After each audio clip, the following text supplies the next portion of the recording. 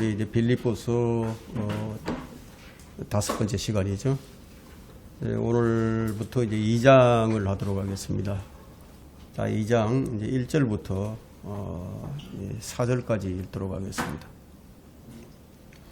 그러므로 그리스도 안에 어떤 격려나 사랑의 위로나 성령의 교제나 인정이나 자비가 있다면 같은 생각이 되어 같은 사랑을 가지고 하나 되고 한 생각이 되어 너희는 나의 기쁨을 이루라. 어떤 일도 다툼이나 허영을 따라서 하지 말고 오직 생각에 겸손함으로 남을 자신들보다 존중하고 각자 자기 일만 돌보지 말고 남의 일도 돌아보라.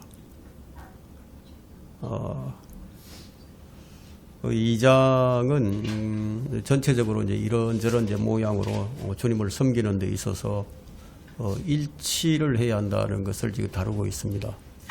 바울이 쓴 편지들을 보게 되면 그 교회의 현재 상태가 어떠했는지를 알 수가 있습니다. 그 편지를 쓴 목적 자체가 어떤 문제들이 있었기 때문에 그 이런저런 소식들이 있었기 때문에 편지를 쓰는 것이 아니겠습니까?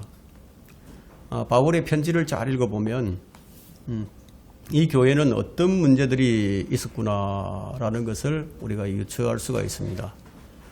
바울은 2장 서두에서 아주 중대한 주제를 꺼내는데 연합의 중요성이라는 아주 중대한 주제를 꺼내들고 있습니다. 이 주제는 지금 빌립보 교회에 당면한 가장 시급한 문제 중에 하나라고 생각하기 때문에 그럼 이 주제를 꺼내게 되었습니다. 이 주제는 교회뿐만 아니라 오늘날 이 사회가 처해 있는 전반적인 상황, 그런 점을 우리가 생각해 볼 때 인간의 최대 관심사가 바로 무엇인가? 평화와 일치와 행복임을 우리가 분명히 이제 알 수가 있습니다. 하지만 애석하게도 우리 앞에 놓인 상황은 정반대의 모습이죠.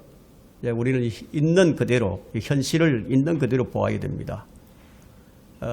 현실을 우리가 바라볼 때 발견하게 되는 것은 갈갈이 찢겨져 있는 그런 이제 모습이에요. 분열되어 있는 모습이죠. 불행하게도 각 나라를 우리가 개별적으로 이렇게 살펴볼 때 발견하는 현실은 이와 다르지가 않아요. 국가의 내부는 불일치가 있죠. 쟁의가 있고 다툼이 있고 논쟁과 의심과 분열과 자기만을 생각하고 자기 권리와 요구만 내세우는 단체들이 있어요. 또 개인들이 있습니다. 다툼과 이 불화의 흐름에서 이 비켜나는 그런 나라는 그 어디에도 없습니다. 작은 단위로 내려오게 되면 이제 가정이죠.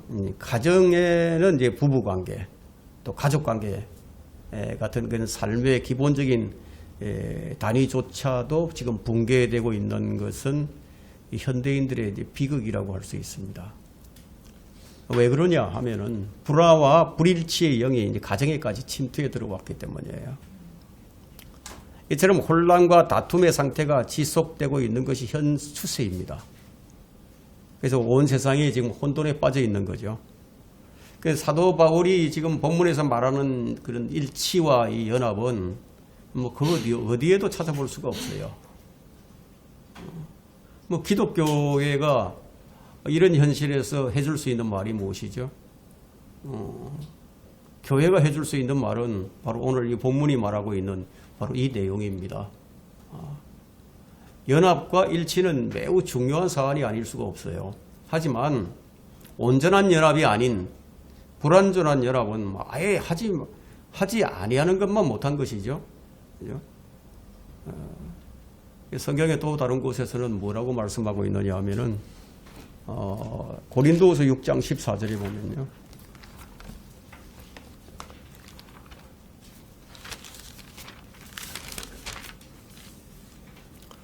믿지 않는 자들과 멍에를 같이 매지 말라.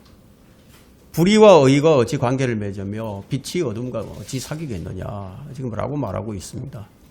하나님께서 원하시는 연합과 일치는 그리스도 안에서 이제 하나가 되는 것인데, 여기서 이제 말하고 있는 것을 보면은 금지할 것들과 갖추어야 할 것들을 지금 나누어서 설명을 합니다. 빌립보서 2장에서는 지금 그리스도의 낮아지심과 높아지심에 대한 아주 위대한 구절들이 이제 5절부터 이제 11절에 이제 나와 있습니다. 이 구절들은 빌립보서의 어느 구절들보다 더 편견에 차 있는 현 교회, 지금 교회의 원수들의 정체가 무엇인지를 잘 드러내주는 곳이기도 합니다. 교회를 훼손하는 원수들이 있기 때문이에요. 오늘날 교회마다 왜 이다지도 문제가 많죠? 왜 교회들마다 이런 문제가 많을까요? 그 이유를 단적으로 말한다면 예수님에 대해서 잘 모르기 때문입니다. 예수님을 정말로 제대로 알고 있다면 교회가 시끄러워질 이유가 없지 않겠어요? 정말 예수님을 제대로 안다면 무슨 문제가 그다지도 많겠습니까? 교회의 머리는 예수님인데 그러면 교회를 예수님이 운영하지 않으면 그러면 결국 사람이 운영을 하는 것이죠. 그럼 사람이 운영하게 되면 예수님은 드러나지 않아요. 그럼 누가 드러나죠? 이 사람이 드러납니다. 그럼 사람들이 운영을 하다 보니까 서로 잘났다고. 그런 사람들이 이제 많아지니까 교회가 조용할 날이 없는 거예요. 다 자기만이 옳다고 얘기를 하죠. 사탄도 자신의 왕국을 지키려면 하나됨을 유지해야 하는데 그러면 교회가 하나 되지 못한다면 어떻게 그리스도의 몸을 세워나갈 수가 있겠습니까? 그러니까 교회가 하나 되어야 한다는 가치, 이 본질이죠. 교회가 하나 되어야 된다. 이건 이제 이 본질을 여러분이 깊이 마음에 이제 새기기를 바랍니다. 기독교의 본질이 뭐냐? 하나됨이에요. 하나됨. 유대인과 이방인이 그리스도 안에서 하나가 되죠. 둘이 하나가 됐어요. 삼위의 하나님 세 분이 하나예요. 이게 신비예요, 신비. 그리스도와 교회가 하나 됩니다. 이것도 역시 신비죠. 예수님께서 기도하실 때 이런 말씀을 하셨어요. 어떤 기도를 하셨냐면 아버지께서 내게 주신 그들을 아버지의 이름으로 지켜주셔서 그들도 우리처럼 하나 되게 하옵소서. 예수님께서 이런 기도를 하신 거예요. 그들도 하나 되게 하여 주옵소서. 우리가 방금 1절부터 이제 4절까지 읽었어요. 여기 나오는 걸 보니까 같은 생각, 같은 사랑, 같은 마음. 왜 이런 얘기가 계속 반복되어서 나오는 것일까요? 한 마음이 안 되었다는 얘기가 아니겠습니까? 그럼 교회의 문제가 무엇입니까? 한 마음이 안 된다는 거예요. 부부간의 문제가 왜 발생을 하죠? 하나가 안 된다는 거예요. 그리스도의 몸을 이루고 있는 교회가 한 마음을 품는 것이 마땅한데 그래서 바울은 1절에서 이렇게 권면을 하죠.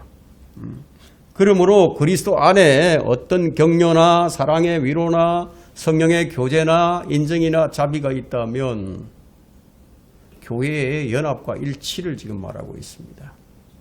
제가 예전에 그리스도교를 하면서 그리스도교가 끝나고 난 다음에 같은 팀들과 함께 교제를 하면서 제가 늘 이 구절을 주장을 했습니다. 이 구절을 외우자고. 우리 같은 팀원들은 이 구절들을 다 외웠어요. 근데 외우면 뭐라죠? 하나가 안 되는데. 이 머리에서 이 가슴까지 전달되는 게 안 된다는 거예요.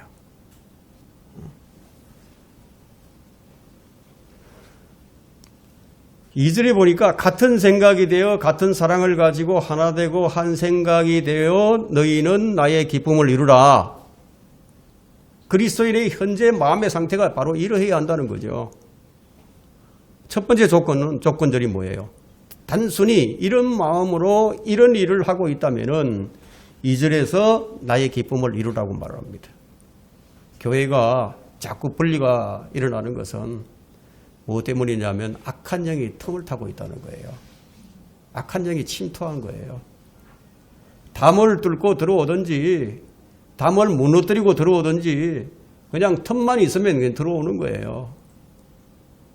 여러분들이 어떻게 쓰든지 마귀에게 작은 틈 하나라도 내어주지 않기를 바랍니다. 우리 육신에는요, 구멍이 숭숭숭숭 뚫려 있어요. 그러면 그 틈을 막지 않으면 마귀가 제집 드나들듯이 계속 드나든다는 거예요. 바울은 지금 그 구멍을 막는 방법을 지금 말하는 거예요. 어떻게 그 구멍을 막아야 되느냐. 그 틈새를 막지 않으면 찬바람이 솔솔 들어오잖아요, 겨울철에. 그죠? 그럼 1장부터 2장에 이르기까지 계속 지금 그것을 얘기합니다. 빌립보서 전체가 바로 마귀의 침투를 막는 방법을 얘기하는 거예요. 그것이 뭐냐? 그리스도 안에서 하나 되는 거예요.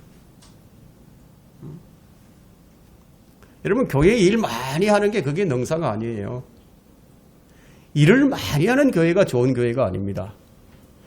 그리스도 안에서 성령의 교제가 없는, 그리스도 안에서 이 성령의 교제는요, 사랑이 없이, 격려가 없이, 인정이나 자비가 없이,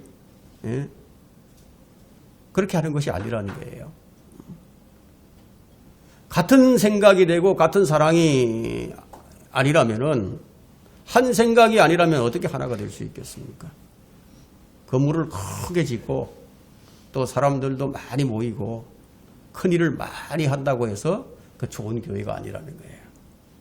한 믿음, 한 성령, 한 사랑, 한 생각, 한 마음으로 섬기는 교회가 되도록 우리 스스로가 지켜나가야 됩니다. 믿음은 실행이 따라야 됩니다. 실천하는 교회가 되어야 된다. 말씀은 있는데 말씀에 순종하지 않는다면 무슨 소용이 있겠어요? 만일 빌립보 교인들이 고린도후서 1장 1절로부터 12절에서 말하고 있는 그리스도의 고난이 우리에게 넘친 것 같이 그리스도의 위로도 우리에게 넘친다면 정말 그리스도의 격려와 사랑을 위로를 경험했다면 그들은 연합과 일치를 보이겠죠. 그죠? 여러분이 하나님께 받은 어떤 위로가 있다면 그 위로를 가지고 다른 사람을 위로해 보기를 바랍니다. 그리스도의 격려와 위로를 경험했다면 그것으로 인해 어떤 동기가 유발될 뿐만 아니라 그들은 그리스도로부터 사랑과 자비를 받으면서 성령을 통해서 그분과 깊은 교제, 이 교제가 있게 되죠. 그러면 그런 교제가 있게 되면 어떤 분파도 다 버려버린다 이거예요. 같은 사랑으로 하나가 되고 같은 생각을 하게 만들 것이라는 거예요. 근데 가정에서 뭐 아버지나 어머니에게는 그 자녀들이 다툼이 없이 아주 화목하게 지내는 것이 부모에게는 큰 기쁨이 되죠. 영적인 아버지도 마찬가지예요. 영적인 아버지도 자녀들이 서로 싸우지 않고 진리를 위해 서 있는 것이 가장 큰 기쁨이에요.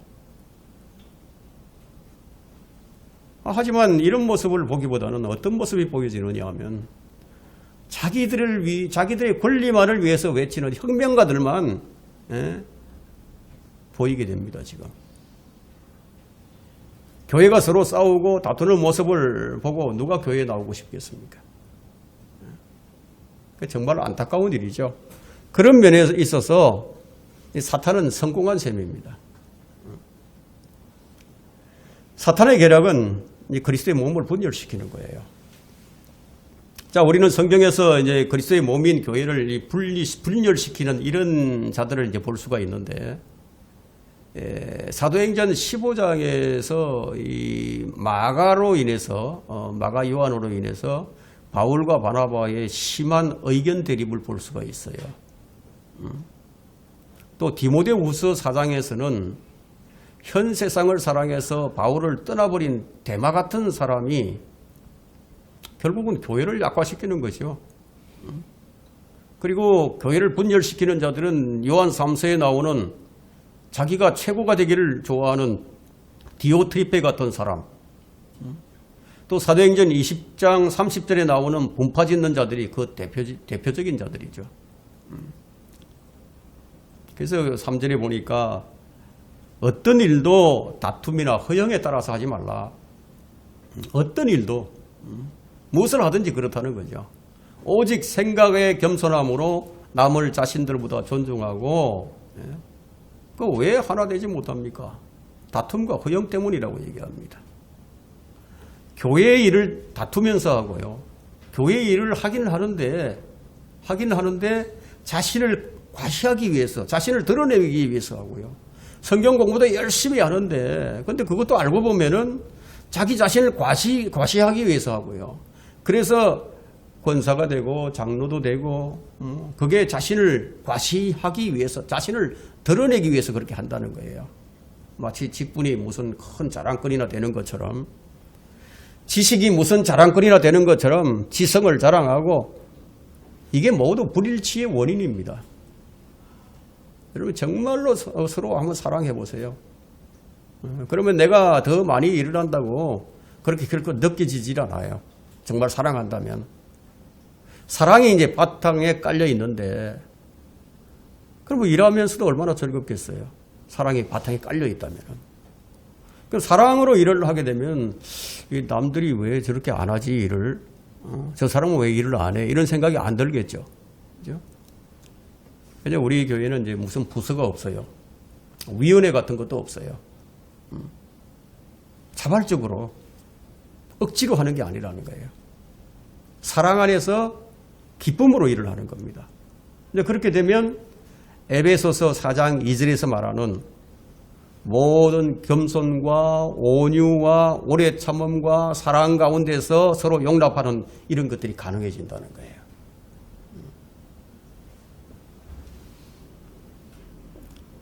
억지가 아니에요. 아주 자연스럽게 기꺼이 그렇게 된다는 겁니다.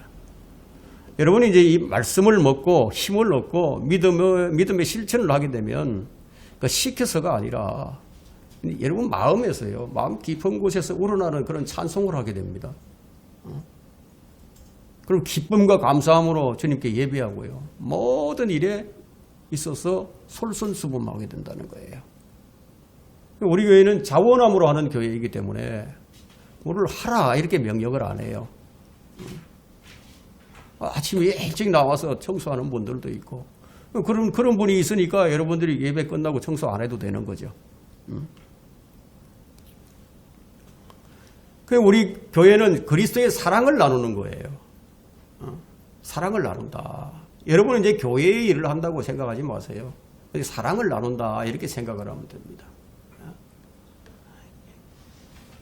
일을 한다고, 내가 일을 한다고 이렇게 생각을 하게 되면은 그때는 뭔가를 다투게 됩니다. 왜? 내가 일을 했으니까 내 공로. 그러면 네가 했니? 내가 했니? 그렇게 하는데 너는 왜 안 하냐? 이런 생각이 들게 되죠. 그런데 사랑으로 하게 되면 이런 생각이 안 든다는 거예요. 그래서 이제 바울이 지금 안타까운 마음으로 어떤 일도 다툼이나 허영에 따라서 하지 말라, 이 말씀을 하는 겁니다. 사랑으로 하라는 거예요. 성경은 그리스도 안에서 지금 하나됨을 명령하고 있는데, 그럼 우리가 첫째로 생각해 보아야 할 문제는 불일치의 원인이에요. 왜 불일치가 일어나느냐? 세상이 오늘날 왜 이 지경이 된 이유가 무엇인가? 어떤 의미에서는 사도는 두 단어로 지금 대답을 합니다. 어떤 일도 다툼이나 허영에 따라서 하지 말고, 다툼이나 허영, 이것이 분쟁의 원인이라는 거죠. 그래서 이 사도 바울은 분쟁과 불일치로 이끄는 아주 못된 것들이 사람 속에 들어있다고 그런 말을 하면서 그것이 세상뿐만 아니라 교회에도 있다고 얘기를 하는 거예요. 교회는 하나님께서 세우신 것이죠. 아니, 교회는 중생한 사람들로 이루어진 것이에요. 그럼에도 사람의 마음이 근본적으로 잘못되어 있기 때문에 그 잘못된 원리가 교회에 침투해 올 수 있는 위험이 다분히 있다는 겁니다. 그럼 빌립보 교회는 어떤 교회였습니까? 빌립보 교회는 다른 어떤 교회보다도 책망할 것이 적은 교회였어요. 그런데 그들의 잘못이라고 할 수 있는 한 가지가 있는데 그 빌립보 교회는 교회의 삶을 위협하는 것들, 삶을 위협하는 한 가지가 바로 무엇이었느냐면 불화의 영이었다는 거예요. 불화의 영. 빌립보서를 보면은 바울이 모든 장에서 이 이야기를 하는 것을 우리가 발견할 수가 있습니다. 이처럼 사람의 속에서 분열을 조장하고 의심과 이 불일치를 일으키는 그 원인이 무엇인가? 첫째가 다툼이라는 겁니다. 이게 다툼, 파벌의식이죠. 집단성, 편파성 이런 것들이 확연히 드러난다는 겁니다. 뭐 이런 일들은 국가 간에도 막 일어나고 있죠.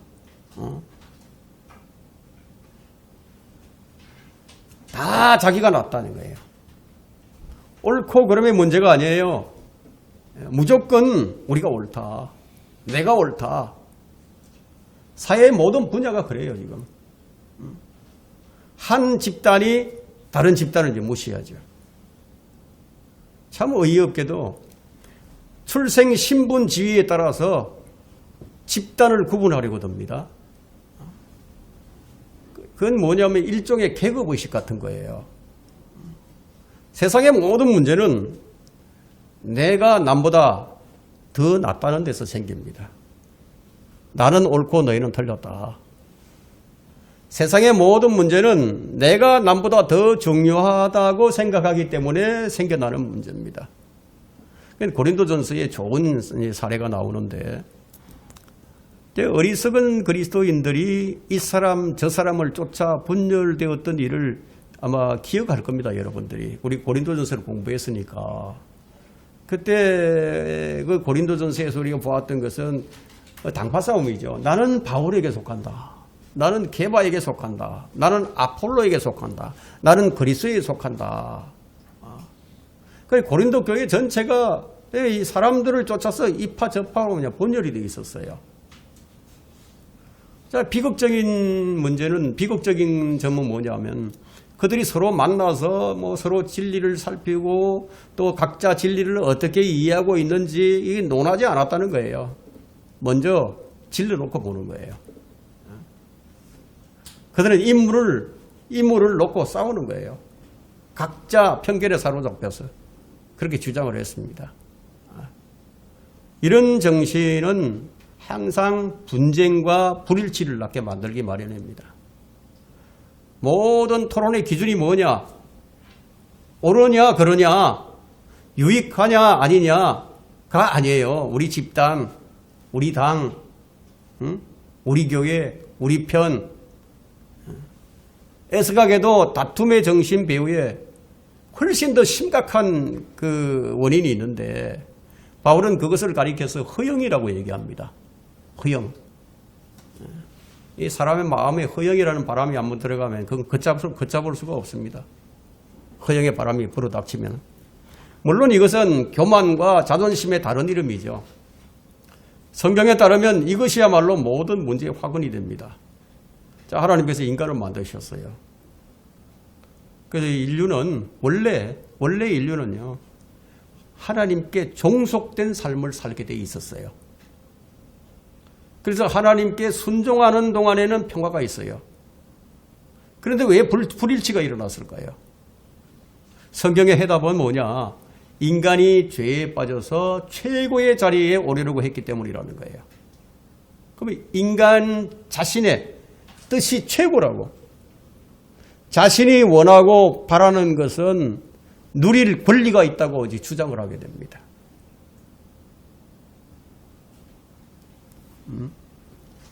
교만하고 오만한 인간은요, 이처럼 신의 자리에 오르려고 하죠. 무조건 바라는 것이 있어요. 아무것도 하지 않으면서, 자격도 없으면서 바라는 그런 권리가 내에게 있다고 그렇게 주장을 합니다. 그리고 이 많은 신들은 충돌을 할 수밖에 없죠. 모든 오만한 인간들이 다 신이 되려고 하니까 이 신들이 서로 충돌을 할 수밖에 없는 거예요. 저마다 자기 자신만을 생각을 하고 자신만 돌보기 때문에 어쩔 수가 없어요. 모든 분쟁의 비극적인 원인이 이것이 아닙니까? 사람들은 맡겨놓은 것도 하나도 없는데 내 권리를 달라고, 내 권리를 돌려달라고, 왜 내가 선택한 삶을 살 수가 없는가, 이런 주장을 하죠. 그 사람의 생각은 누가 통제를 합니까? 자기 자아가 통제를 하죠. 하나님께서 통제하는 게 아니에요. 우리 5절에 보니까 너희 안에 이 생각을 품으라, 그리스도의 생각을 품으라고 얘기하고 있죠. 그러니까 내가 받아야 할 대우, 내가 누려야 할 것들, 내 권리라는 관점에서 모든 것을 생각하는 거예요. 지역 분쟁이 왜 일어납니까? 바로 이런 문제다, 이게. 인간은 모두 자기 관점에서만 바라봐요. 그래서 서로 충돌할 수밖에 없어요. 인간이 충분히 교화되지 못하거나 올바른 인생관을 갖지 못한 탓이 아닙니다. 인간 본성 그 자체에 비틀리고 왜곡된 것들이 있다는 거예요. 인간의 구성 요소와 그 중추 안에 몹쓸 염증이 있다는 거예요. 인간의 중심에 아주 지독하고 악하고 기만적인 것들이 있다는 겁니다. 하나님께서 인간에게 넣어주신 것들을 잘못된 방향으로 비틀어버리는 것들이 있다는 거예요. 이것이 근본적인 문제입니다. 그리고 근원적인 문제예요. 바울은 근본 원인을 알고 그리스도 안에서 성령의 교제를 말을 하면서 같은 생각이 되어 같은 사랑을 가지고 하나 되고 한 생각이 되어 나의 기쁨을 이루라고 1, 2절에서 그렇게 말을 해줘. 바울이 이제 가르치는 것이 이것입니다. 사람들에게 이 차이와 구분을 뛰어넘어서 뭐라고 해야죠? 서로 사랑하라.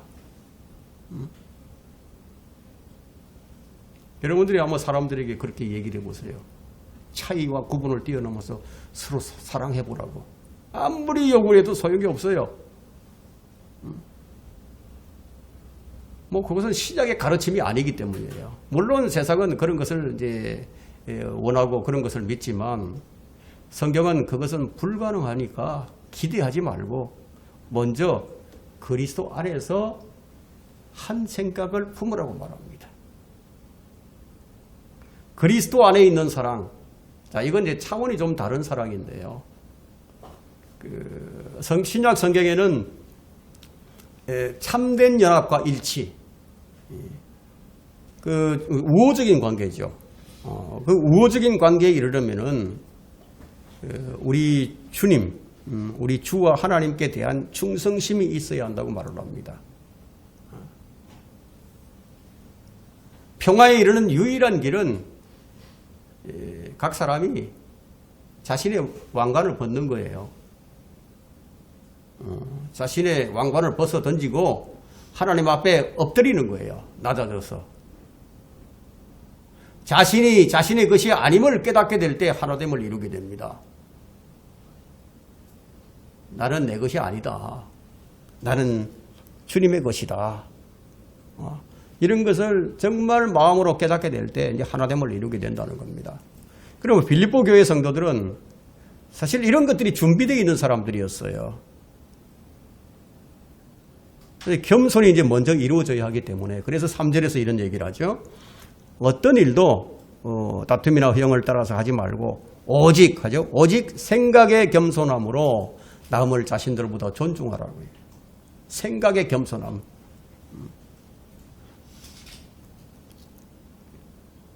이것은 이제 지역교회에서 일어나는 문제들을 해결하는 아주 특효약인데요. 각자 자기 일만 돌보지 말고 남의 일도 돌아보고 모든 사람이 이 말씀에 순종을 한다면, 이 말씀을 이행한다면 지금 세상은 아주 완전히 딴 세상이 되어 있을 겁니다. 바울은 이것을 비결로 내세우는 거예요. 내가 남보다 나를 더 낮게 여기고 그러면 문제가 생긴다 이거야. 내가 남보다 나를 더 낮게 아주 낮은 자리로 겸손하게 여긴다면은 여러분 겸손해지면 부딪히지 않죠. 부부 간에도 서로 존중하지 않기 때문에 그래서 또 다툼이 일어나는 거예요. 이제 바울은 지금 그리스도의 삶에, 그리스도인의 삶에서 아주 흔하게 일어나는 그런 현실적인 문제를 다루면서 서로 도우라고 지금 고소를 하는 거예요. 서로 도우라, 협력하라. 여러분은 모든 그리스도인의 모임에서 자신보다 나머지 사람들이 더 낫다고 생각한 적이 있습니까? 여기 모임입니다. 어느 모임이든지 간에 저 사람이 나보다 더 낫다. 이런 생각을 가져본 적이 있으세요? 자, 여러분이 자신의 상태를 먼저 바라본다면요. 아마 여러분들은 남을 자신보다 더 존중할 수 있을 거예요. 내 자신의 참모습을 알게 되면요. 남을 더 높여줄 수밖에 없다는 것이 이 사도의 가르침입니다.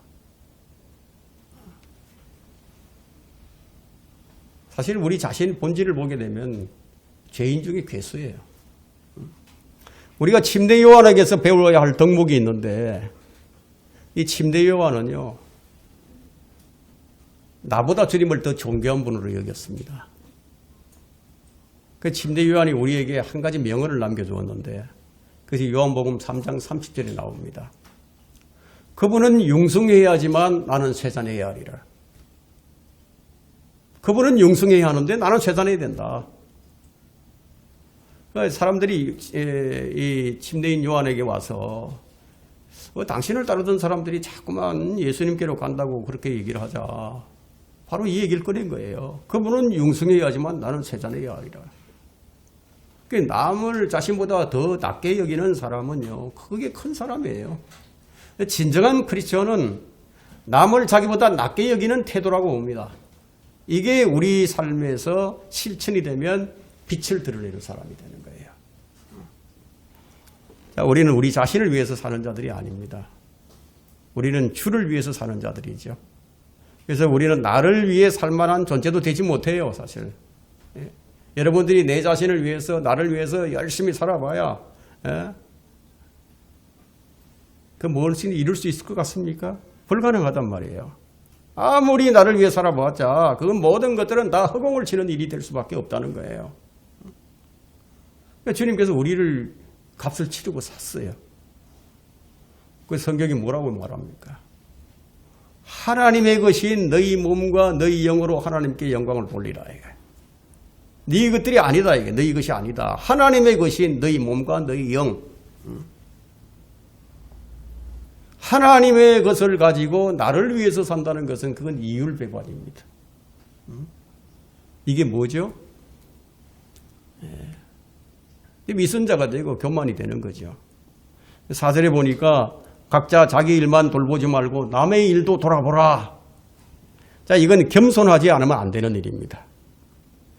내 권리가 뭐지? 내가 요구할 수 있는 게 뭐지? 내가 당연히 받아야 할 것이 뭐지? 이래서는 안 된다는 거예요. 자기만 아는 교만한 이런 자가, 자기만 아는 교만한 사람이 어떻게 남의 일들을 돌아볼 수 있겠어요?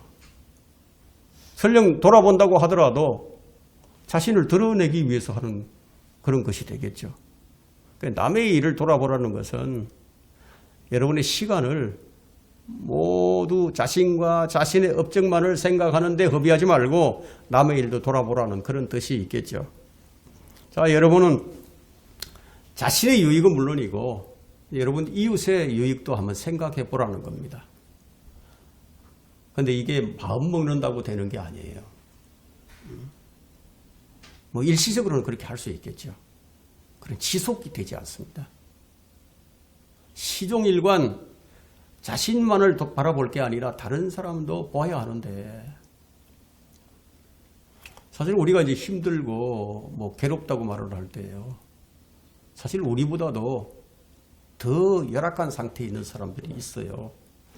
그런 사람들을 생각하라는 거죠. 우리에게 일어나는 다툼과 불일치,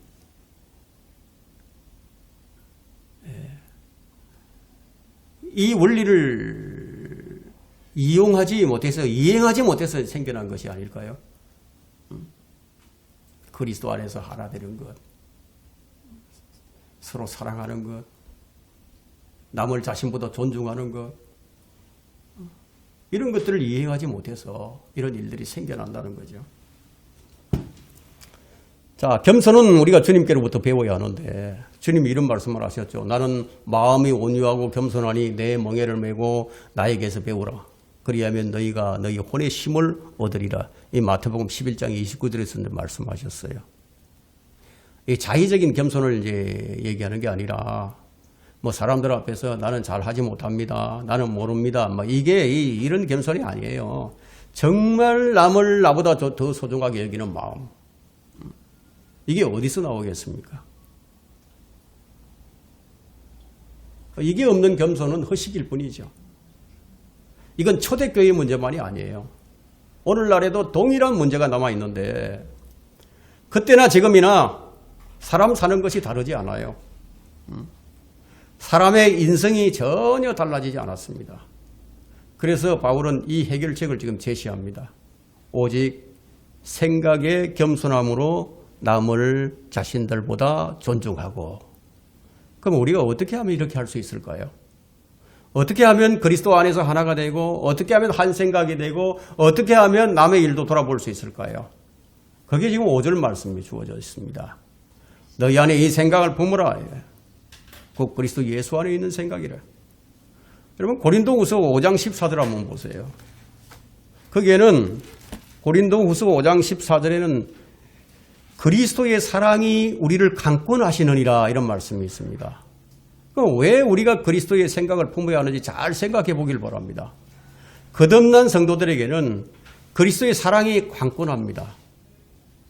죄로 인해서 영적으로 죽어있는 사람들에게 겸손을 요구하거나 자기보다 남을 더 낮게 여기라는 이 요구는 참 어리석기 짝이 없는 요구입니다. 사도의 가르침을 이행하려면 먼저 어떻게 거듭나야 된다. 구원받은 그리스도인에게는 그리스도의 사랑이 강권하고 있다는 거예요. 무엇을 위해서 살아야 할 것인지를 강력하게 권고를 해줍니다. 그러면 남을 자기보다 더 낮게 여기겠죠. 성령의 교제와 사귐이 있다면 계속해서 그렇게 살라고 얘기하는 거예요. 자, 우리는 성경을 읽으면서 자신 속에 있는 죄의 본성을 깨닫게 됩니다. 그리고 자신의 결함과 실패를 깨닫게 됩니다. 그럼에도 불구하고 여전히 그것을 변명하려고 하는 그런 성향도 가지고 있는 것을 발견하게 됩니다. 자, 우리가 낮아질 수 있는 유일한 방법은 무엇입니까? 유일한 방법이 있다면 그리스도의 생각을 품는 거예요. 그런데 그리스도의 생각을 품으려면 그분은 하나님의 아들을 바라봐야 된다. 그분의 십자가를 상고하는 거예요. 이것 외에는 없는 겁니다. 오늘 여기까지 하겠습니다.